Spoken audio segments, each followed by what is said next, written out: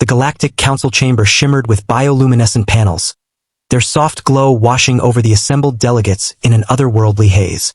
At the human podium stood Ambassador Kendall, relaxed yet unmistakably authoritative. 3 steps behind her right shoulder stood Roman, positioned in the traditional stance of a diplomatic guard recognized across countless species.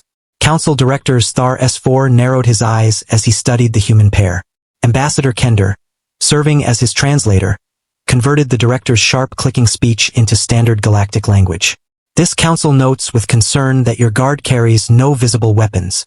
Kendall smiled politely, her expression carefully controlled. That is correct, Director.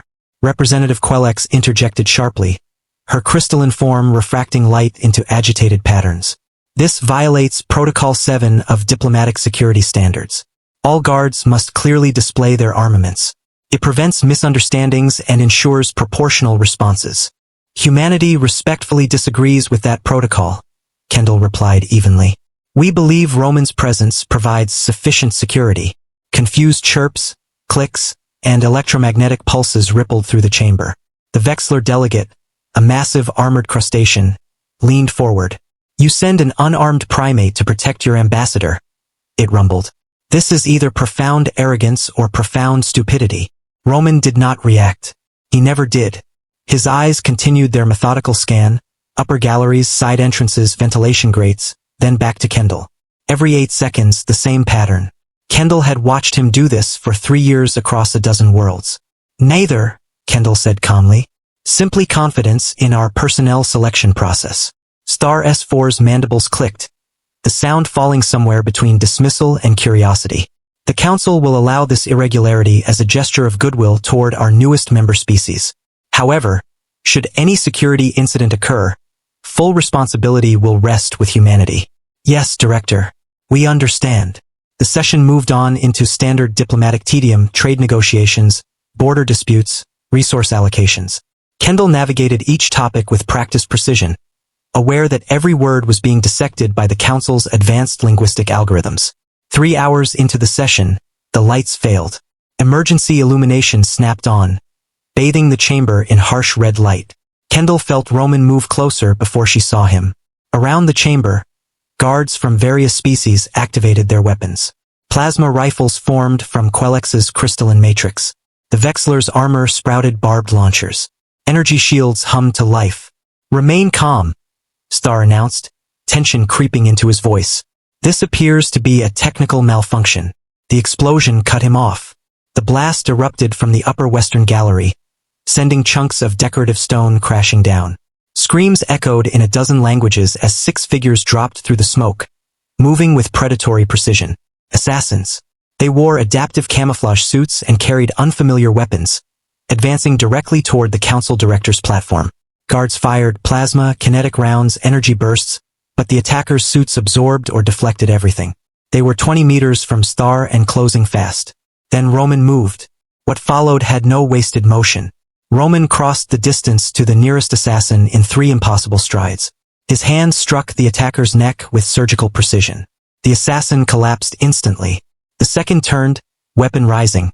But Roman was already inside its arc, redirecting the barrel as his elbow crushed the attacker's core. The helmet shattered against the marble floor. The remaining 4 converged on him. It should have been the end, 1 unarmed human against 4 elite, heavily armed professionals. Instead, it became a masterclass in human combat evolution. Roman redirected a plasma bolt into one attacker while using that same body as a shield. He flowed through their formation like water, forcing them into positions where firing meant hitting each other. Every strike targeted nerves, joints, pressure points, biological weaknesses no armor could fully protect. 47 seconds after the first assassin fell, the last collapsed beside the others. Silence followed. Roman calmly returned to his position 3 steps behind Kendall, resuming his scan pattern. His knuckles were reddened. Nothing else about him had changed. Star stared, all 4 eyes wide. What was that? Kendall allowed herself a small smile. That, Director, was approximately 200,000 years of evolutionary pressure. Humans evolved as persistence predators on a death world. We chased prey until it collapsed. We learned to track across days of terrain, to kill creatures far larger than ourselves using only our bodies and minds. She gestured to Roman. Our diplomatic guards don't need weapons because they are weapons. Roman has trained in 17 martial disciplines, studied human anatomy and alien biology for 8 years, and processes tactical situations faster than most combat computers. Quellex pulsed with confused colors. But weapons are more efficient, more powerful. Weapons can be detected and confiscated, Kendall replied. But you can't confiscate evolution. You can't detect training or experience. And you can't counter an opponent who adapts, learns, and thinks creatively in real time. The Vexler's armor plates shifted nervously. This is terrifying. Yes, Kendall said quietly. That's why we work so hard at diplomacy. Roman's eyes continued their scan. Upper galleries, side entrances, ventilation grates, then back to Kendall. Every 8 seconds, the council would debate revised protocols for weeks. They would commission studies and rewrite threat assessments. But they would never again question why human diplomatic guards carried no visible weapons. They had learned what the rest of the galaxy would eventually understand. Humanity's greatest weapons were not what they carried. They were themselves. Please follow my channel for more videos. One click from you can change my life.